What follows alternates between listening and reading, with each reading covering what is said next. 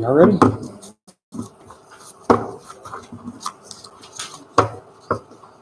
that motion to adjourn?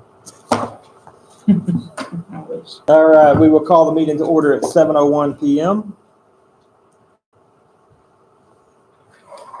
We do have a quorum present, all members present except for Miss Cooper. Thank you.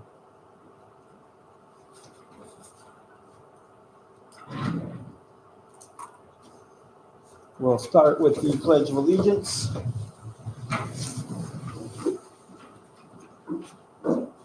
Pledge allegiance to the flag of the United States of America, to the republic for which it stands, one nation, under God, indivisible, with liberty and justice for all. Father God, thank you for allowing us to join tonight to talk about some city business. Father, I ask that you just keep each and everybody on task and to discuss the business at hand. Father, I just ask that you be with each and every one of us throughout this holiday season and let us all remember the reason for the season. In your name we pray. Amen.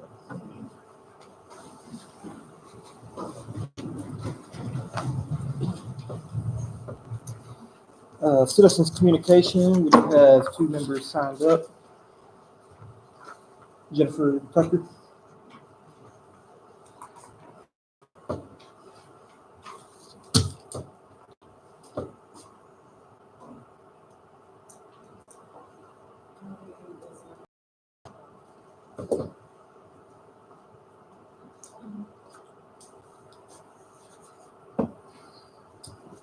So thank you, Council and Mayor, for the opportunity to speak today. I'm here to outline an issue of incompetence and extortion in the permitting office. This issue has been going on for months, and instead of offering assistance, the City Hall staff has worked diligently to cover up this matter and to make it difficult to open a business. During the summer, I spoke in person with Katie and was told that I would be required to have a new CO to open a coffee shop inside of working time.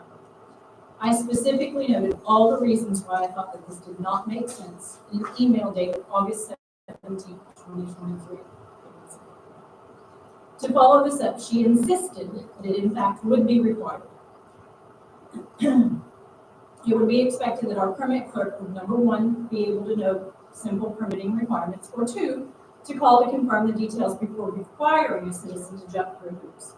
For several reasons, mainly square footage and current space usage, all of which a monkey could have been ascertained by asking 2 confirming questions, looking at the application, contacting the citizen, or going into the space. The fact that I was raising the red flag should have prompted one of those responses from her. In requiring me to submit a permit for a new CO for the coffee shop, this opened up a can of worms for a plan review, despite my desperate pleas to recognize that this was in fact not required. I'll draw your attention to the packet that's in front of you. I do want to note that yes, we did ask for a window permit for a drive-through along with a required CO for the coffee shop based on her insistence. The plan review became very arduous, so we did an investigation on our own, feeling that it did not make sense to have a CO for a business that was already open and operating, where an auxiliary business should not have been an issue or a complication. So I called the fire marshal. We contacted the state health department. We contacted ATS ourselves. We contacted other cities along 95 who have similar businesses and auxiliary businesses inside them, and their permitting departments let us know that this was ridiculous. So therefore, we contacted ATS again, and we made several attempts to contact our own City Hall and our own permitting department. It was ultimately confirmed that it was not necessary, and the entire process for our window that we needed for our drive-through should take less than 1 hour to approve. The coffee shop could open without any plan review, and the only thing that was needed was a permit for the installation of a single window. Again, 1 hour, 1 hour window.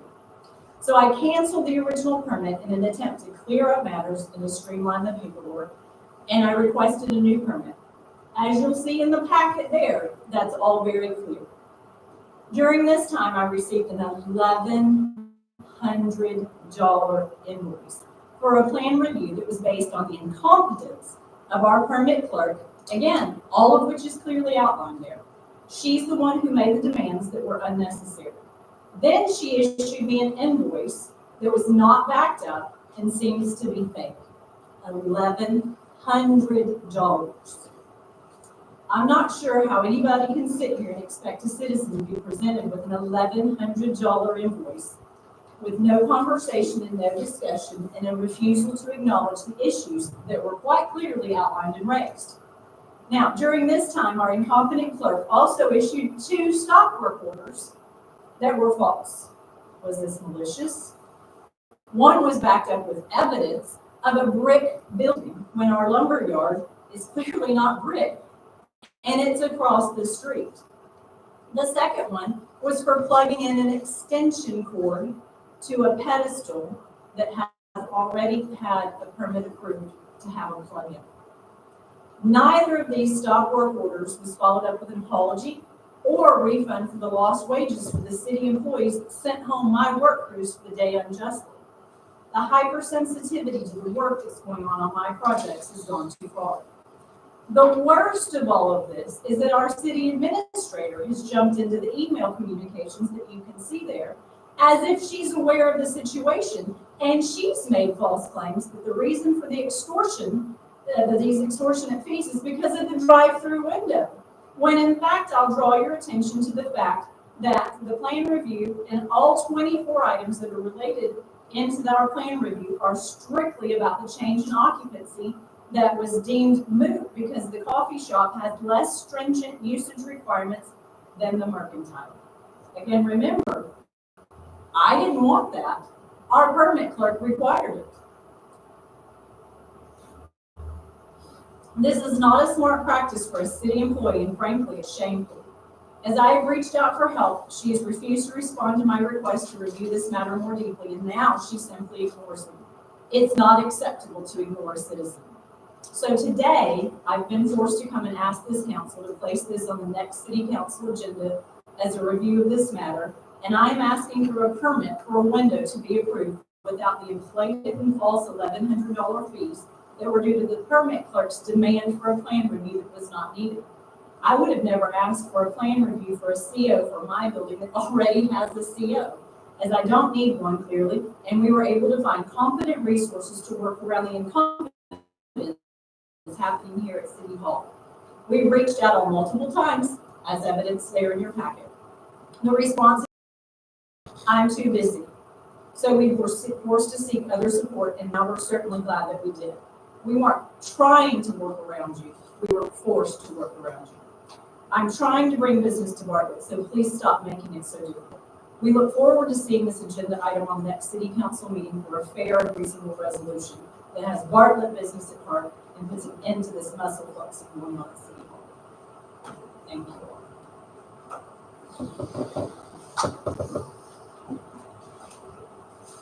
Mr. Cooper? Mayor and council, I just simply signed up so that Jennifer would have enough time to speak. So,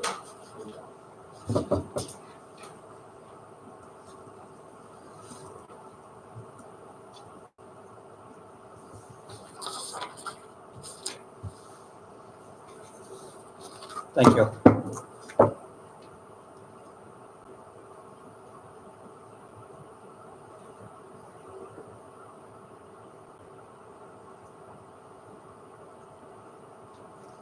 Moving on to boards and commissions and committees presentations, proclamations. Item number 1, Cemetery Committee monthly update. I believe Mr. Jones was going to give that. The cemetery update. Yes, sir. We haven't been able to do anything at the cemetery right now this week. Because I'm here this month. But I do appreciate the city going out there picking up the limbs and stuff that we laying around out there.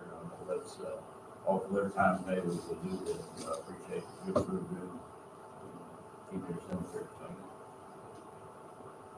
Thank you, Mr. Jones. Tyner Memorial Library Board monthly update. To my knowledge, they have not met. They have not met due to Lack of quorum. lack of quorum because we have one member who's pretty ill. So.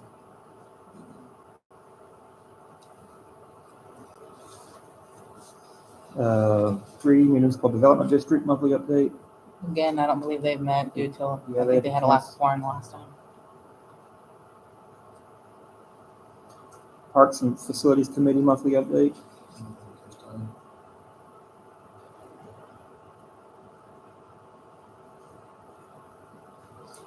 And we did not, We will postpone. we're gonna postpone item number 5.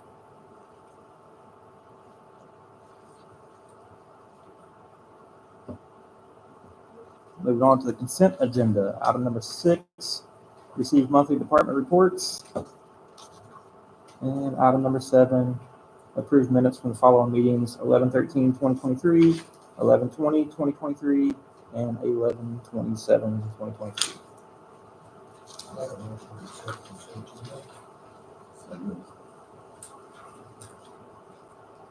Mr. Weaver made a motion to accept the consent agenda as is, and Mr. Jones has seconded. All in favor? Carries 4-0.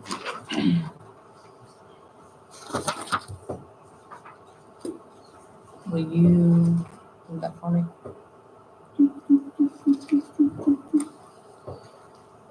So here we have a workshop agenda, review, discuss, and provide direction on item number 8, presentation discussion on CT metering and utility billing.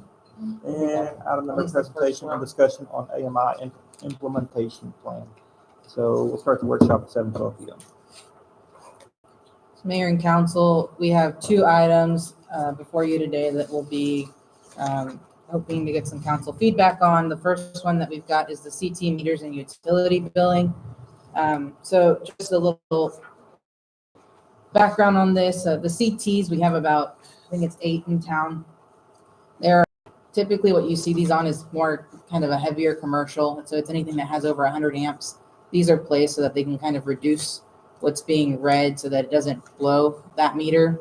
And so again, we've had a few, and then just a little bit of background. These are all assigned a multiplier. So that multiplier is essentially based on what that reduced read is. You're then supposed to apply that multiplier, and that's what the real usage is. So as an example, if somebody uses 100 kilowatts on the read, then let's say they have a multiplier of 40, then it's really 400 or 4,000. I can't do math right now. But that's essentially how that process works. And so again, we have a few of these in town. And the reason that this presentation is before you is because when the little bit of history here is the CT meters for years have been underbilled. This may have actually been going on for even up to a decade. The accurate multipliers were never applied to the accounts. Often what you see is the multiplier is either 40, 80, 120. We even have one that's 240 in town.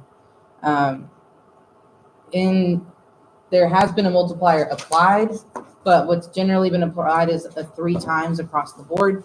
So again, the accurate or adequate multiplier was never applied to these accounts. And so the city contracted with TMD Meters to test and verify all of our CTs to, one, identify what the multiplier should have been, and then to make sure that these meters are working and are in order.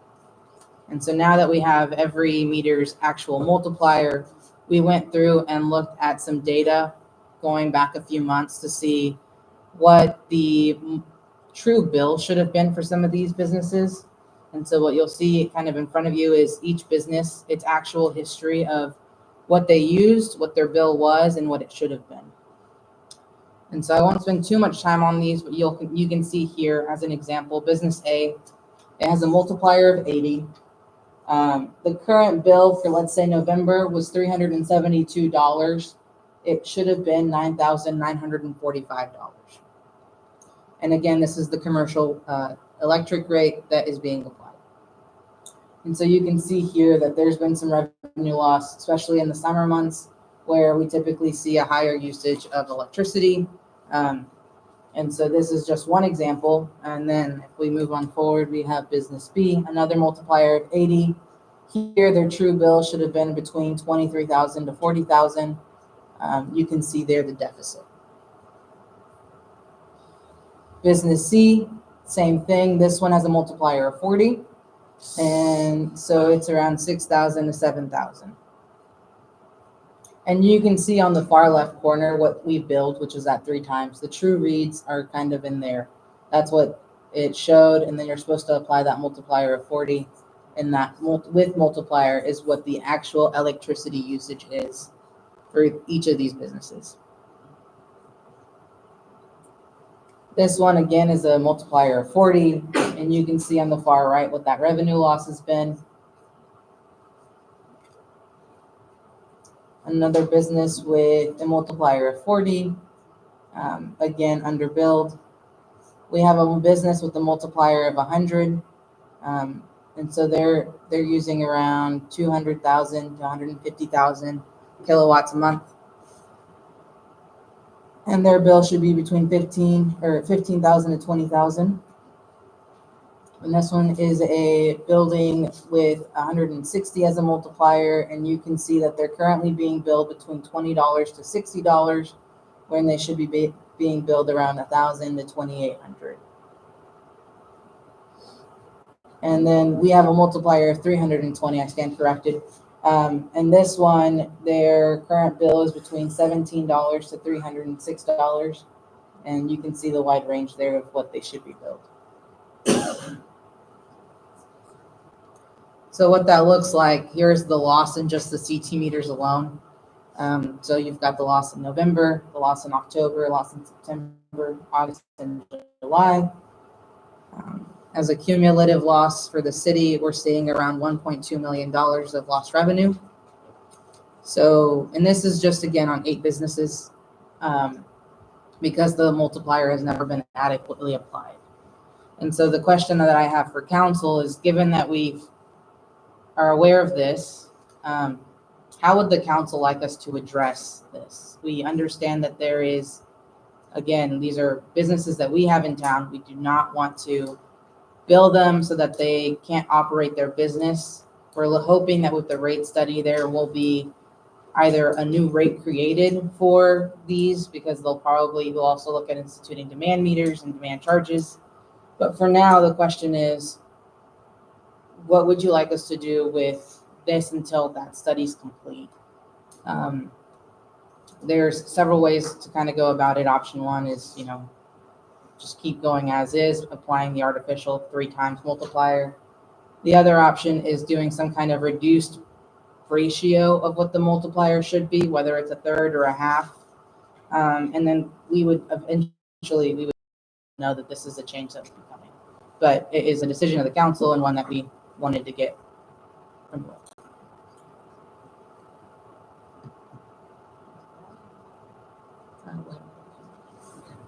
In my opinion, I think we just need to have a public meeting with those customers, bring them in here and let's talk about what it is. And if they're using electricity, they need to pay it.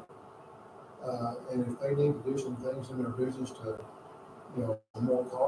more efficient type of equipment or lighting or whatever, that's up to them to make that happen. But we're going to be taking them to show us enough as it is on the rates that they're not even paying. And if we're going to give them a reduced rate, what we do everybody in town is so. Those numbers just don't seem to make sense though. How can an electricity bill be in the 30,000s a month? That seems to be like a manufacturing type business. There just doesn't seem to be any kind of business here that use that much electricity. Outside of school district. That's a lot of different businesses as examples. They have that type of business that drains that much business. The nursing home, the granaries over here, and there's some big users, dollars. Big equipment. I think the biggest problem is that we haven't been charging correctly. For so long. All of them have to be conservative. That's a big part of it. It's not on the realistic part of it. Your budget's now being readjusted. Right. That's it. And we don't want to run businesses out. So they need to pay their share as well. You can back pay, I mean, you can give them 6-month warning or something like that, or a quarterly warning or something like that, but you can't back charge them, and you can't put them out of business. We're not looking at that part of all the legal.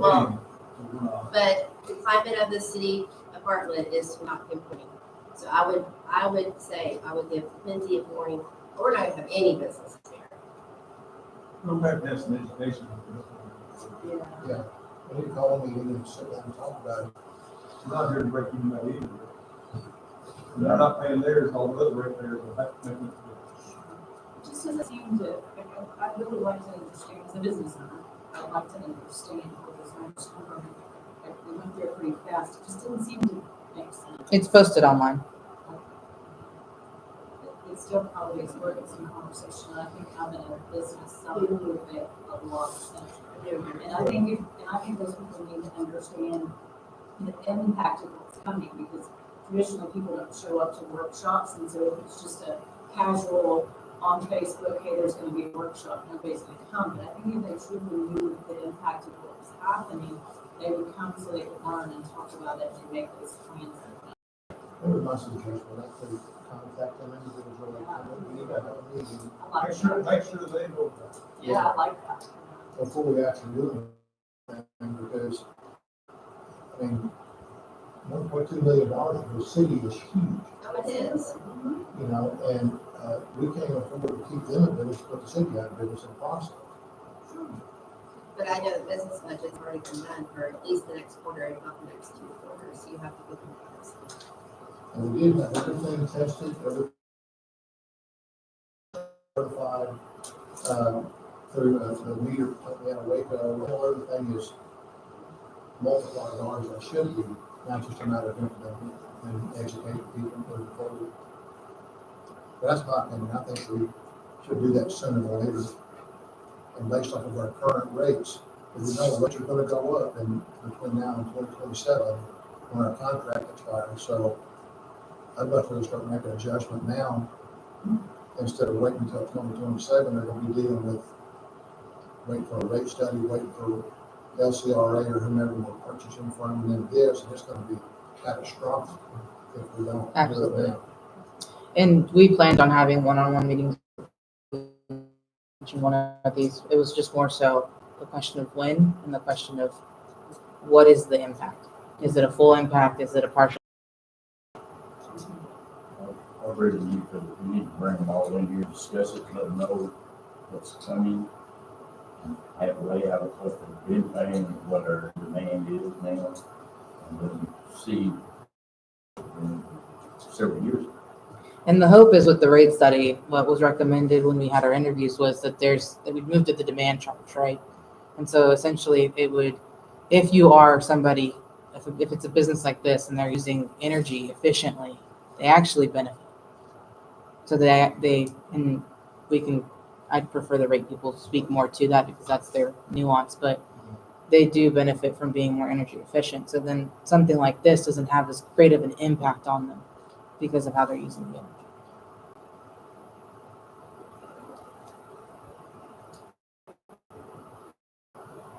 I mean, I'm just looking, we got businesses in town paying $20 a month for electricity. If they don't know something's wrong with that, they ain't very smart. Shame on them. So, I mean, when you got houses in town, I mean, I paid a $900 bill on my house in August. The average person just pays a bill that the city sends. Exactly right. Yeah. But So it's not shame on them, and they're not stupid. But if the They bill just comes pay it in and it says $20, you obviously know there's something wrong with your bill.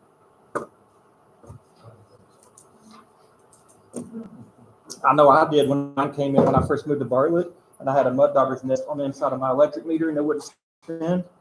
And I would get my utility bill in, the electric portion on it said $0 every month.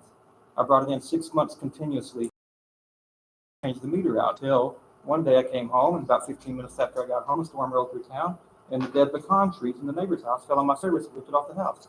That's when I got the meter replaced. But I came in here every month and told them there's something wrong with my meter. So, Why would business get a electricity bill that's $20? I would think the staff member would catch that before they mail it out. it's all the staff's fault. You're right. And that's why we're trying. $800 bill, and I don't. That's why we're trying to fix pay it, Miss Cooper. That's why we're trying to fix it. That's why we're bringing it to the council's attention. Mayor, you blame the citizen. They're just their damn bill. Not blaming the citizen. I'm saying Yeah, you did. You said they were stupid. My question is there like a rate that would, to me, it doesn't seem like there's any level of usage that would allow it to be as low as $20. So why would a bill come out to be $20? The usage portion of the bill, not the base fee. There is a base fee for the meter, but the usage portion calculates out because it's only 0.9. So you'll see 0.097 here, cents. Business H, November, the true read was 59 kilowatts. Reduced rate, right? It's being reduced down. It has a 320 multiplier. You apply the multiplier to get the true read of that, and it was, and it's 19,000. Now, because you only had a usage billed of 3 times, which is 179 kilowatts. That's how you saw the $17.45. Again, this is a business that it probably was a low peak, and when they're actually using energy, at least what it looks like from here, but what they really used was 19,000 kilowatts. So it was an issue with the multiplier being applied.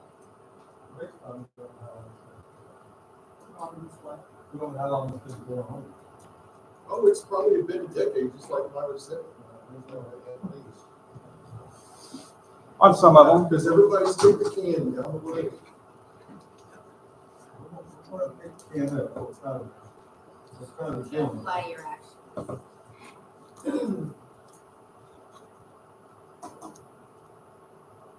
So based on the rate study we're talking about, we anticipate that rate's gonna go down. That's all up, and I can't say for sure because it's a cost of service model. So it's based on the actual usage and demand of these businesses. So what they do whenever they're doing these cost of service models, what they're essentially looking at, what does it cost the city to serve a resident? What does it cost the city to serve small commercial, large commercial, industrial, whatever it may be? So that's how they look at it. It's the demand that business creates on the system and what the city has to do to make sure it can meet that demand for that customer.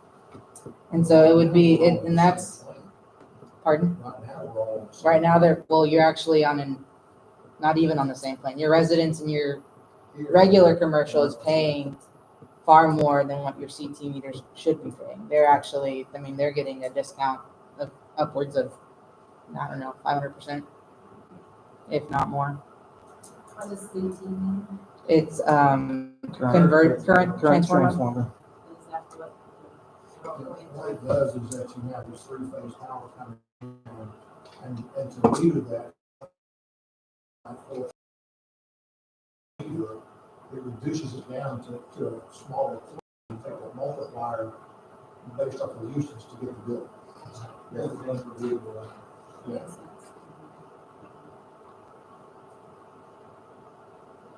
And so we have 9 in town, I believe, 10 in town. We were starting one bit that we were ahead. So it was, and there's not even a lead on it, so it's not even being read.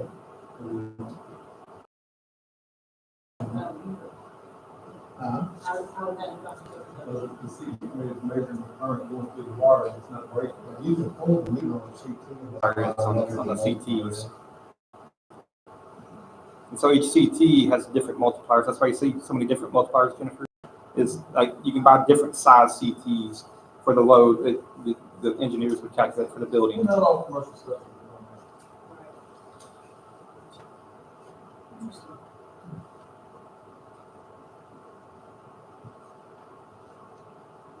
But even on a CT meter, if you were to change it out with a regular meter, put a regular meter onto the building, they'd have to rebuild the service, obviously, but it should be the same amount of usage because the meters are going with the multiplier. It should multiply to this. We'll just have to change that meter out very often. And then your multiplier can't be flat, your multiplier has to be based on the size of usage, right? So then your question can't be just a static answer, there has to be a formula. And what How that, do you see these up there? That's what determines the ratio. They have little nameplates on them. 101, 401, 101, whatever that is, that determines the ratio.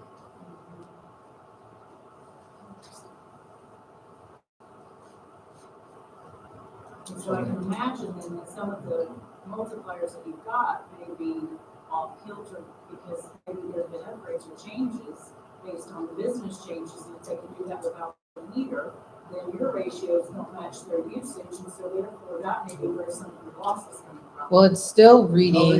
they're using, Well, yeah, they're using it, but you're not multiplying correctly. right. Yeah, you're not multiplying it correctly, and regardless of what the multiplier is, you're still getting, if it's, let's say, a 40 volt or a 40 multiplier, you could put an 80 multiplier on it. Whatever that read's gonna be, that's what, it's just, Dollar amount at the end. it wouldn't be the Saver. yeah, the 40 or 80, it doesn't matter what you put on it in the sense of if the read is, if you put a 40 and then you put an 80, then essentially what happens, I think, and maybe Shelton, you may know more.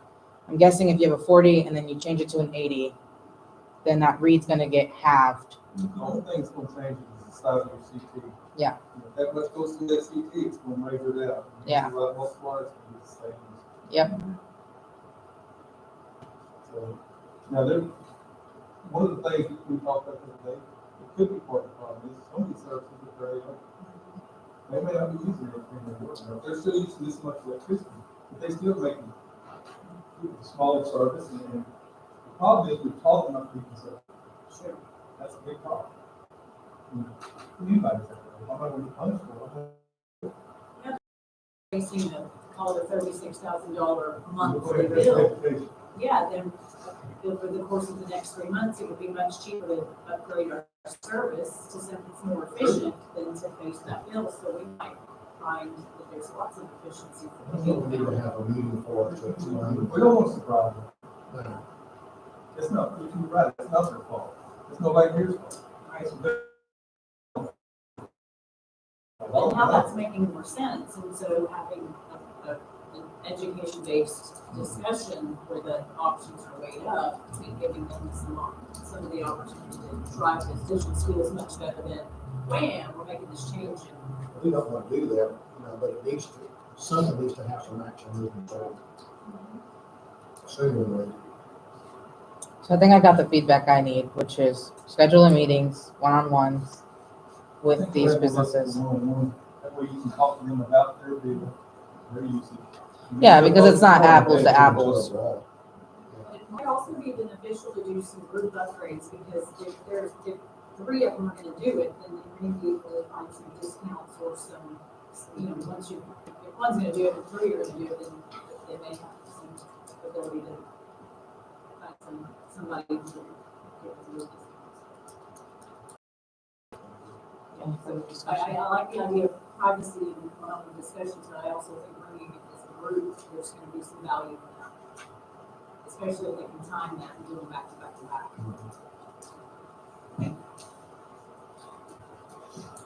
So no more discussion on the CT meters, I suppose. We'll move on to item number 9, the presentation and discussion of the AMI implementation plan.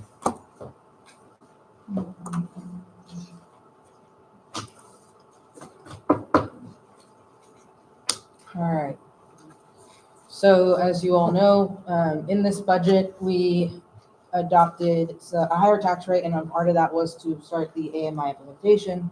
As a part of that process, I've created essentially a 3-year implementation plan that I wanted to walk through with all of you and then get your feedback on whether or not you thought 3 years might be what we do, if we do it quicker, or if we do it a little bit longer. And so we're going to go over just the process, the cost, the implementation plan itself, what that schedule looks like, and then the questions. So in meeting with FundView and in meeting with Vision Metering, which is who we are using for our meters for water and electric, the way that they are recommending, and this is just based on countless and countless of meter exchanges, is to do it a book at a time. And what I mean by book is our current way of reading, we've divided it out into 8 books.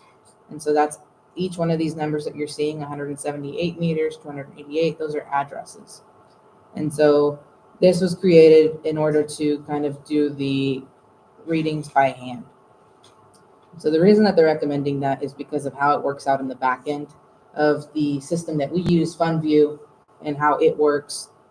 So that way it is a more seamless process and we're not having as many errors and having to go back and try to fix things. Or even worse, move something to an AMI meter and then actually still have to go send out our folks to then still read the meter. And so you'll see here, just based on our system, what that amount of meters is per book. Keep in mind, these are 1 and 1, one water meter, one electric meter. Yep, so you'll Not see. 178 addresses in that one book, it's half a million. And so what the meter cost is for residential, you're looking at 130 per meter, and for electric, 135. And then for commercial, you're looking at 231 for water, and then 190 electric. It's also important to note that for water, they will also need a module added that will actually allow it to communicate so that we can get the reading, and that's $90 per meter for each one. And so you'll see that as the one-time communication module for water meter. For all of the ones that we need, it's $63,990. We'll also have to pay a $5,000 for Insight software, which is what actually reads and transmits that, and then that software and our current utility billing software then communicate with one another to then migrate the reads. And then the ongoing would be an annual rate per meter of $1.80, and so that's $2,500 and almost $60 of an annual cost. And so collectively, what you're looking at here is around $188,415 to go ahead and do all of our system. And you can see there kind of how that's broken out. Again, the mayor mentioned that the total meters, you have to take into account that part of that is water and part of that is electric. And it's broken out here book by book.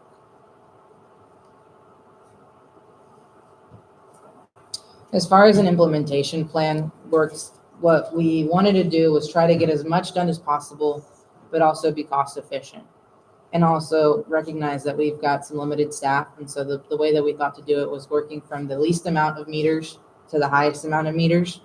The thought process being there that eventually we'll hopefully add more staff, and then it will be something that's a little bit easier to take on. And so book 5 is the one that we're recommending moving forward with. That is 33 water meters, 33 electric meters, and then working through in increments up and throughout the next ones. And then the total cost for that one would be around $8,745. I will note that we have about, 29 of these meters already? So it's actually a reduced cost. We're not going to have to pay that $8,700. 24 meters, so we would just have to buy the difference. And then buy the modules so that they communicate for water. As it relates to, and again, we're going to be working one book at a time with the smallest number of meters to the largest. As it relates to new meters in the system where there has not been service before or there's not a meter there to change out, that would be an AMI meter that we would just add to one of these existing books that are getting changed out. So from schedule, what we'd look at would be 2024. We would be doing book 5, 6, 7, and 1. So that's a total of 464 meters. The total cost there would be $82,360, but keep in mind about 8,000 of that would be taken off because we've already spent it. And then in 2025, we would do book 4 and 8. That'd be 400 meters, 71,000. And then book 3 and 2, you'd be looking at 558 meters at a total of 99,000. And so we'd be kind of keeping in line with around 400 to 500 meters each year. This would be a 3-year implementation, and one that would be doable by staff if this was going to be done in-house. So the feedback that I need from you all tonight is, does council agree with the 3-year implementation schedule and kind of the configuration we've thought of to get this going? And then in the long run, what we'll find is that we're going to save up a lot of staff time, essentially a week, if not 2 weeks, of reading meters at times where we have to send all 4 guys out to do it so that we can get caught up because of the system. And so in that time, we'd be able to do quite a lot more in our resiliency and just building the system back up.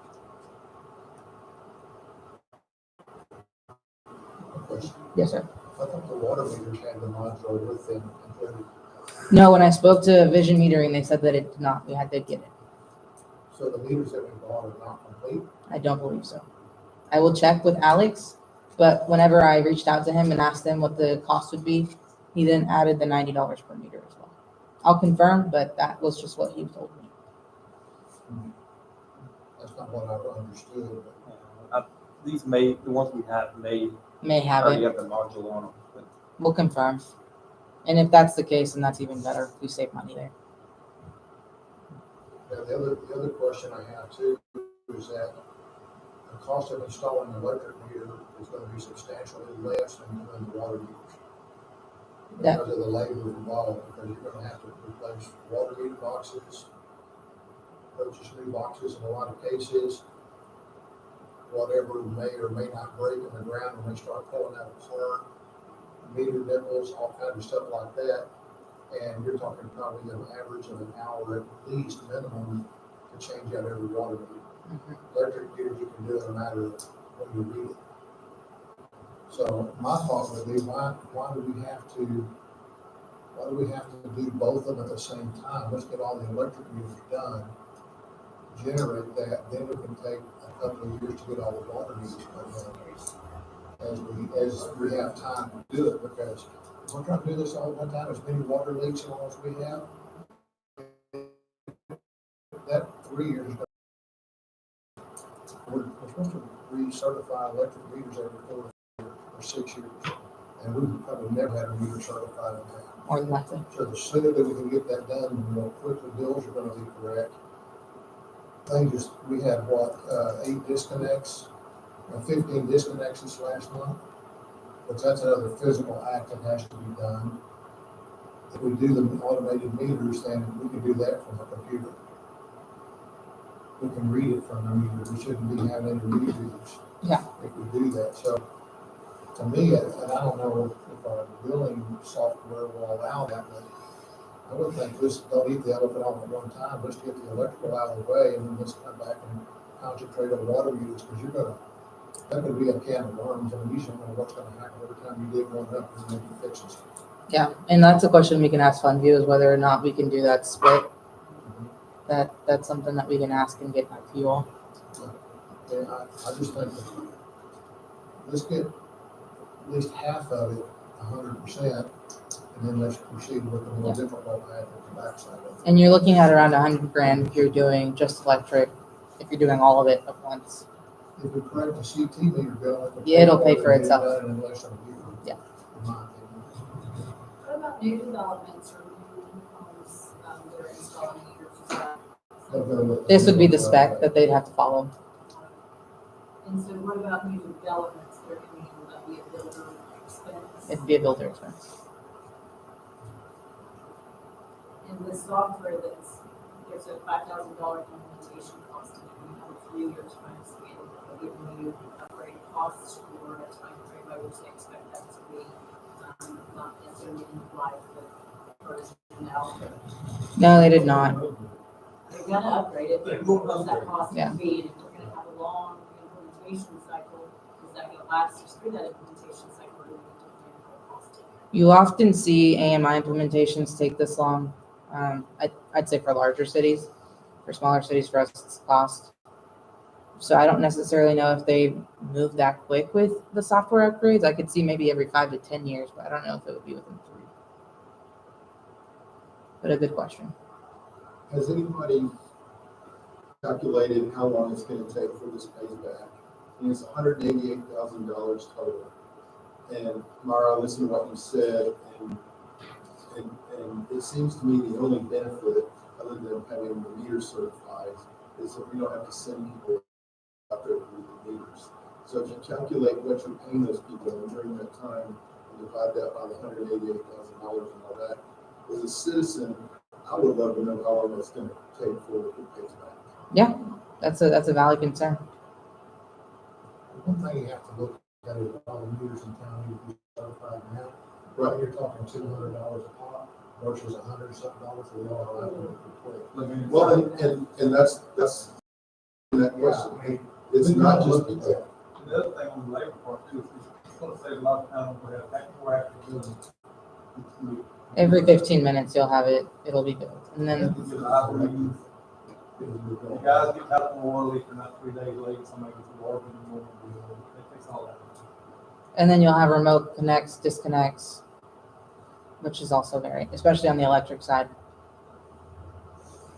AMT charges like $225 meter testing. I think AMT. Oh, yeah, TNT. They're the same. There's a lot of information, especially the digital meters that we don't have. Not only can you tell how much they're using, you can tell when they're And it would also detect leaks in the sense it would do, eventually it builds up enough history that it looks at your usage and it'll say possible leak here, and then it'll create us a list. So that way it takes out the human error as well. You know, you're having a high usage. Yeah, every minute. It's 3 in the morning and you're spending 1,000 gallons a minute. That's a little strange. Electric meters update every 15 minutes, I believe. So if you read them on, say the 15th of every month, that's gonna be a cutoff. It's a matter of just telling the computer to build everything and then it's done. And it's accurate within 15 minutes. That's another flavor saying, somebody comes in, they're moving out of the house, you sell a house, and you take it and they put it in person's stuff. It's out there, you got to read them, set the date.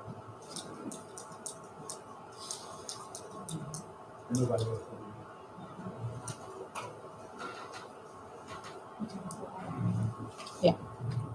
So what are we gonna do? I will get more information on y'all as to whether or not we can do a split implementation, so electric first and then water. And then once I get that information, then I can move forward with just electric if that's possible. But if not, if that isn't possible, is the 3-year implementation okay? I think the whole idea to do both at one time was that just takes the meter readers away from that property. They don't have to go to that property. So you're eliminating a incomplete property that they don't have to go to. So like right now, they have to go find the water meter, go to the electric meter for every property. Now, if you just do the electric meter, then they still got to go back to each and every property and read the water meter. So You don't see the staff cost savings just yet. And Either way, you can do half down all 100%, or you can do all the meters, all the electric meters, give rate, or 50%. Either way, it's gonna be interesting. One thing I- 4 hours would be water. On the implementation, you said we're gonna have the new meters for all the new connection stuff. Anytime we encounter a problem, voltage problem, any electric meter problem, we need to put in plug one in and monitor that. You're there, you've got to do a meter change out anyway, change it out. it would just have to be read manually. That's the only drawback. Are we reading the ones we got implemented right now? Yes. What? Because the way that the fund view system works is just, if we wanted to, we'd have to essentially create new books for all of these, and then you would have to, it just makes it cumbersome, especially on staff, because then you're gonna be removing one, but then not the other, and it's just this whole system. And so whenever we spoke to fund view, You're not gonna have. yeah, when it's fully implemented. But the way that it works right now, let's say we were to put an AMI somewhere in town and it was in book 6. You would have to then remove that into a new book because that's just the way that we have to do it. And then the fund view system, if you didn't do that process, it would not read book 6, or it wouldn't read that one. It wouldn't count it. So then you'd have to put in manually what the read was. It's just the way that the data's it's the back end. It's the back end. We asked them many questions on this whenever we were talking to them about it, and they just said, based on all of their implementations. But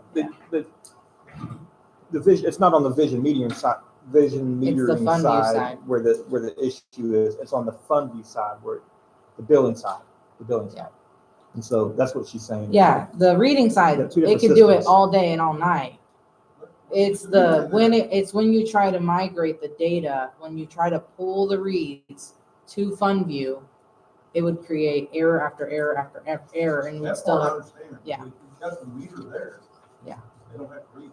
You can do it here. yeah, and that's true. Yeah, you don't have to physically go put your eyes on And that's what we're trying to do. We're trying to eliminate them reading it. It would just still make it a manual process. Just make it- So we can say the 3-year implementation is fine, but that's subject to change as we get. We don't know. We're just shooting an arrow. That's 3 years budgets. We've only got one approved. Yeah. But you gotta have targets. Well, and again, that's why the rate study is it's crucial. It is. And it will help with things like this, because this becomes then a part of our CIP in a form, because you're upgrading some infrastructure, so then it gets built into the CIP plan, and that gets added into kind of that cost of service module. So then it gets brought back down to the rate. I guess I still don't understand why the rate study is so important, because billing what we're selling. Because we're currently, the rate was it was arbitrarily created. No one really created the rate based on what we're spending and what we're making. And so your margin for profit is about this. I understand, I get that. Yeah. But again, we know what we're billing right this minute. And if it's a CT or if it's a correct meter reading billing, what we're done correctly, we don't know if that's gonna help that profit margin go or not. But we're gonna spend money to do a rate study that we need to start generating more revenue now. Well, you can't just change the rates I'm without, not talking about changing the rate, okay. I just talk about billing correctly what we're already doing. Yeah. That's all I'm. Yeah. This thing is way complicated to me, and I don't think it has to be.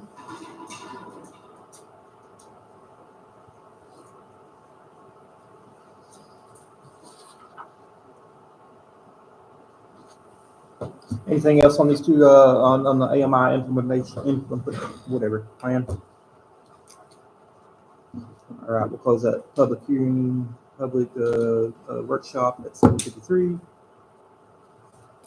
And moving back on, the consent agenda is on here again. I don't believe we need that on there. The public hearings, item number 10, hold public hearing to consider the variance request at approximately 311 Northwest Front Street, Bartlett, Texas, in the R2 duplex and art apartments to allow for a conditional use to place a manufactured home.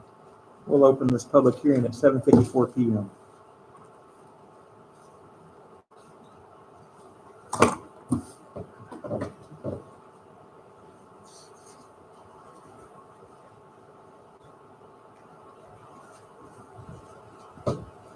We have any information on this one? Did anyone want to speak on this item? Well, we don't really present any information on this. That's not until the next meeting. Oh, yeah, absolutely. If you wanted to talk about it. Just say that, well, I'm trying to get that from my daughter. So she mentioned what to say. And, when my son, when she talked about the house there. And, like, my dad, I knew him since he passed away now, but, he had been to us, so I just wanted to see if he was able to pull down it, or subscription. And the team of people trying to get everything in with work. So, we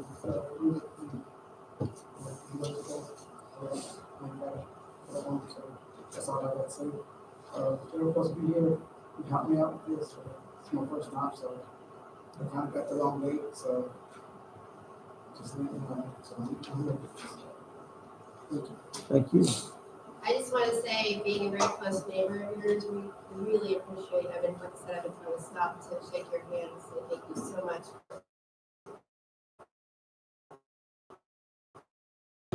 You did a great job.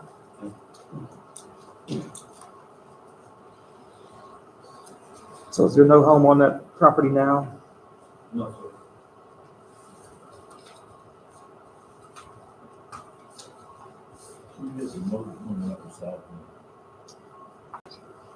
Yes, there is. It's front and alley. There's the squatter, the one that's for sale, there's mobile, and this house.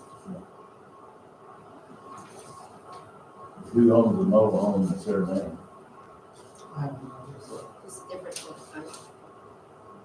There's not a mobile home there, there's Right, I the one next understand. door. I know Okay, where yeah, the place is. yeah, I just knew there was another one already there, and then with the country with and everything else. yeah, They're cleaning all that up, I know all of that. yeah. So yours is immediately north of the Concha property, correct? The house in the corner Yes. with the broke down car in the front yard, it looks like. And the wolf. That's old pictures, that car's not there anymore. Yeah. It was a black, ironic Z, it's not there anymore, and the dog's not there anymore.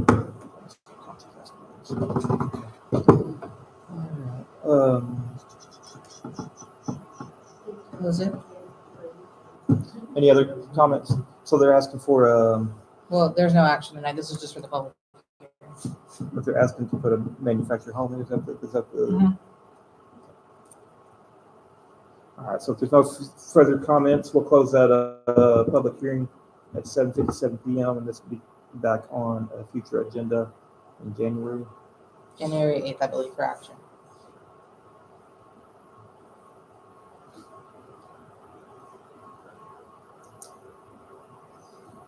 Y'all got that, guys? It'll come back in the next meeting for, council approval or discussion. All right, item number 11, regular agenda item. Consideration and possible action to approve ordinance 2023-1211-01 to close various right-of-way dedicated on the plat of Bartlett's fourth edition of record in volume 249, page 36, deed records of Dale County, Texas. So this item before you today, council, is as a part of the process for the school district's bond program. And so they're looking to clean up a lot of old right-of-way and easements that were dedicated a long time ago, but essentially built over. So if you look at kind of some of the exhibits in the end, you'll see that some of them, there were supposed to be a right-of-way, there's a ball field, or the softball field, or a facility, I think it's the maintenance facility. And so this is just one way for us to go ahead and clean all of that up as a part of the bond program that will also include the annexation, which will be the next item is to set the public hearing for that. So this is just a routine item that we have to go through, and it's actually going to help us clean a lot of that up from a you may have.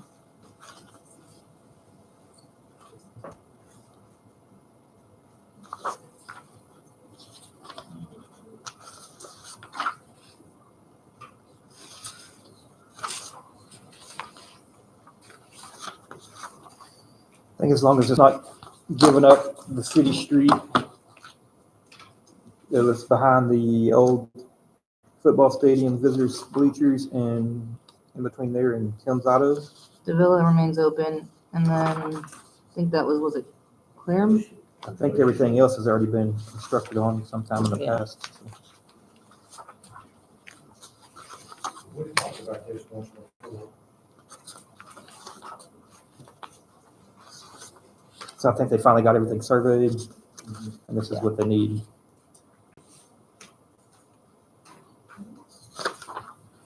It's been kind of a slow down on their bond project. Yeah, so Davila Street remains ours. First Street, North Robinson Street remains ours. Allen Street, where it intersects with Robinson, also is ours. And so when you kind of look at it's Exhibit B, you can see that all of it is within their property. It's basically the current campus. Yep. Like, there's still utility or city right-of-ways, easements, like through the middle school, through the elementary school. There's no utilities there. School's built on it, I mean, when the school built 50 years ago. So we just need you can take action on this item tonight. If you choose to. Did we take take, to approve the ordinance 2023-1211-01 to close out of ways dedicated to the flag of Arlington, fourth edition, volume 249, page 36, deeds records of Dale County. Second. Mr. Weaver's made a motion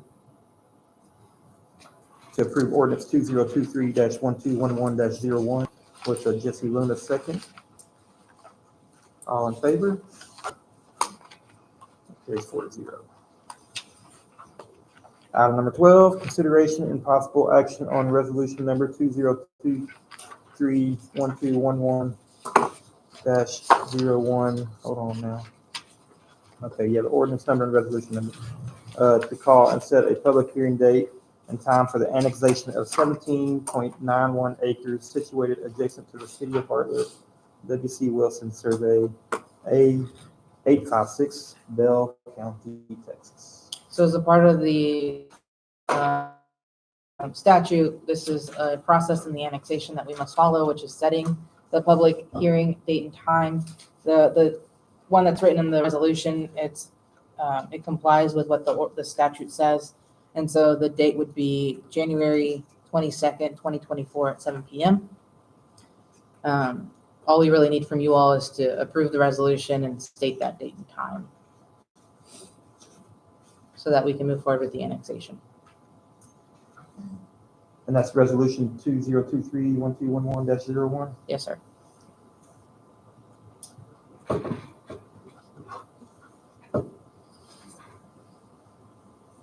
make a motion Mr. Weaver, that, we take action on the resolution number 2023-1211-01 to call and set a public hearing date and time for the annexation of 17.91 acres situated adjacent to the city of Bartlett, W.C. Wilson Survey, 856, Bell County, Texas. and that date? And the date was you suggested? January 22nd, Sounds good to me. 7 p.m. 7 p.m. Yes, sir. Mr. Gail Jones has seconded. What time is it? 7. All right, so we have a Mr. Weaver motion on the table to approve resolution number 2023-1211-01 for a public hearing date for time of annexation of 17.91 acres for January 22nd, 2024 at 7 p.m. with a Gail Jones second. All in favor? Looks like we'll have a public hearing on the 22nd. Passed 4-0. Future agenda items.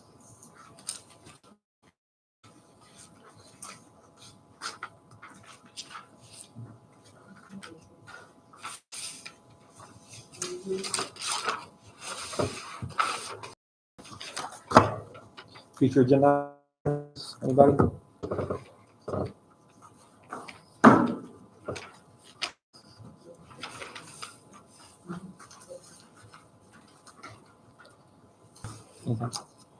Not that I can think of right now.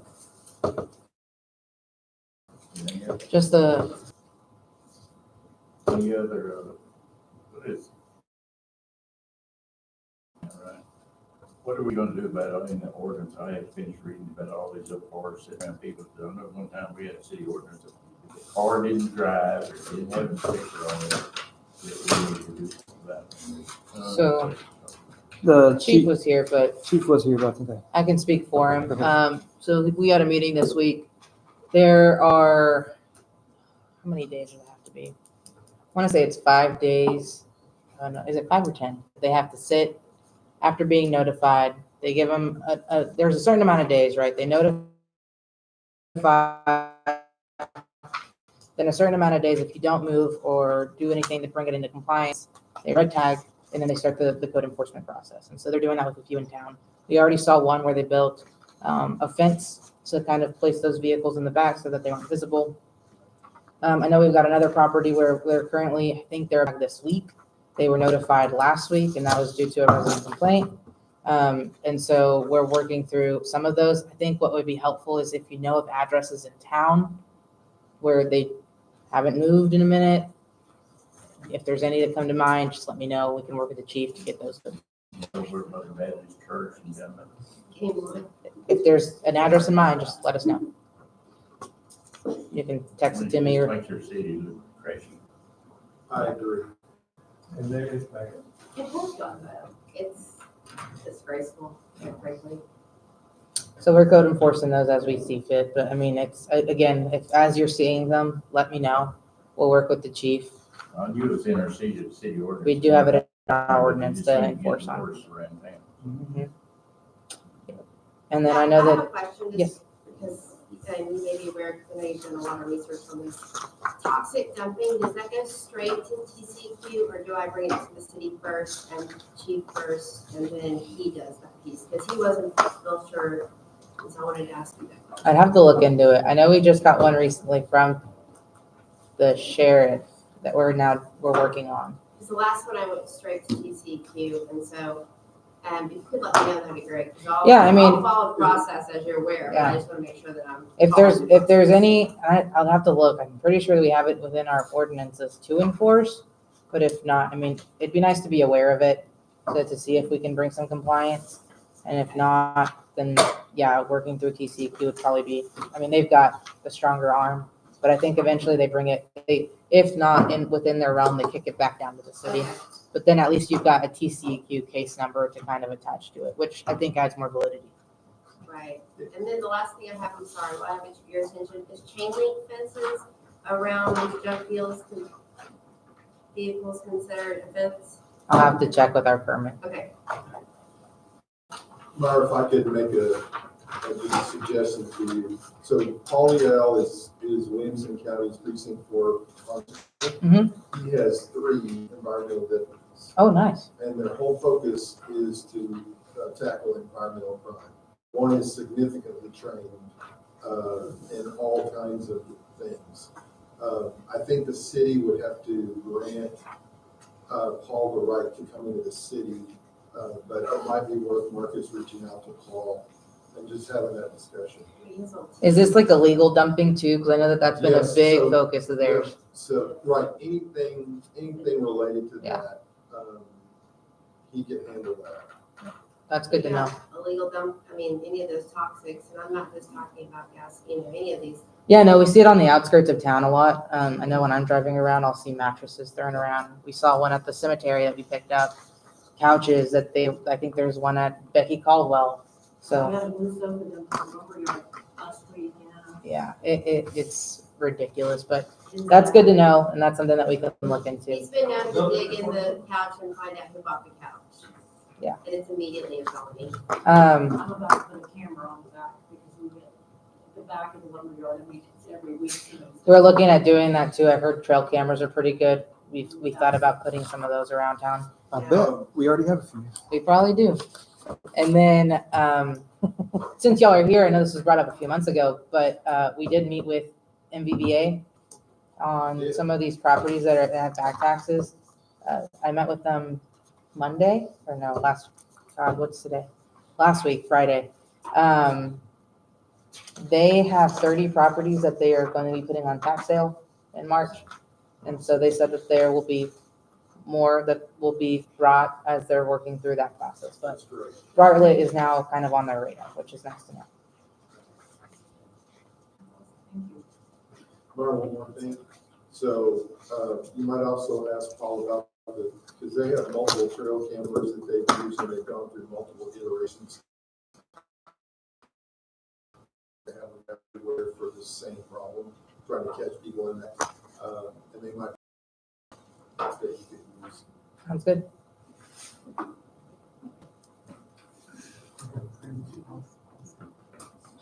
I don't think you can make a policy on that.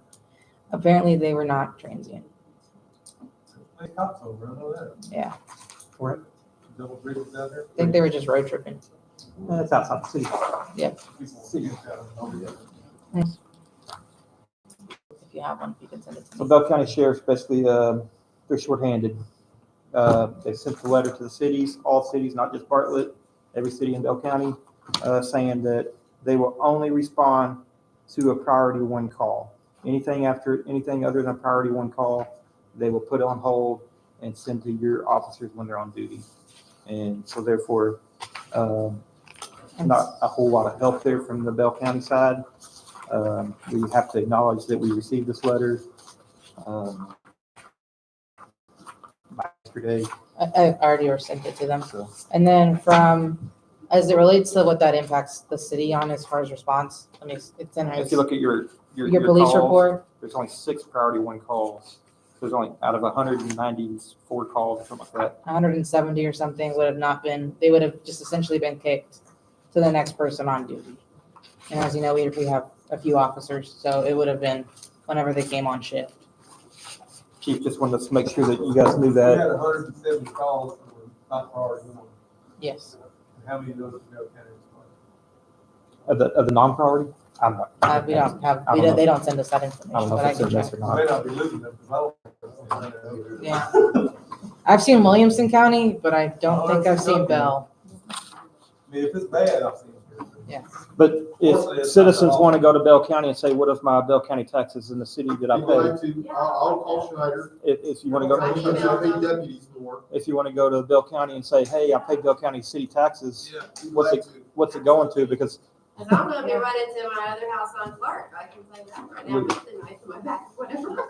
we not getting a lot of love here, you know what I mean? I mean, know. that was my first question was like, Well, what's the city? what's the city paying, What's the county is tax for? the city citizens paying Bell County tax for if we're not gonna get That's it? kind of That's why exactly I what sent that email to him saying that all your, he's big, he's campaigning for starters. But he talks a lot about that he doesn't have enough beds in jail, and I said, well, your beds are in Bartlett, Texas, and tax money. In my last email to him, so I'll be happy to email him again and say. First, I thought you was telling me about. If you'd like to buy a jail from the state, we have one readily available. It's not Bell County. No, that's true, that's Williamson. Well, they have We'll enough, totally get that. they have enough beds in their jail. They, I think he's talking about beds. Yeah, I think a big problem is in the Bell County side is they took a lot of their deputies and now they're SROs. They're on a lot of the campuses, Academy, Holland, which is fine, which is great. Protect our children first, in my opinion. But Do the schools pay their salaries like they normally do for cities? I think it's like a 87-13 split or something. It's a weird number, but it's not 100 to 0. Yeah. But that's where a lot of their deputies are tied up. I think well, they my want. daughter, who's, she's officer, she says that they just don't pay. Bell County doesn't pay. Yeah, they're that's a real problem. yeah they're pretty It's Bell County. big county too. Big county. But you gotta consider what you're asking to do. A lot of rural, but a lot incorporated. But I would like to know. I mean, because I've never once seen the Bell County Commissioner in the city of Bartlett at all. I've asked him to come, he's asked him to come. Like I've seen our precinct 4 commissioner from the Williamson County side. We get a lot of love from Wilco. We don't get. We got some speakers from Bell County, some tables. I think that's where those come from. That's the PA system and the tables. Courtesy of Bell County. Thank y'all. We need the last motion. I'll make a motion to adjourn. Thanks, Ms. Cooper. That's Vicky's job. So, Gail Jones, motion to adjourn. He's not here. I need a second. Mr. Weaver seconded. Call the meeting at 8:15.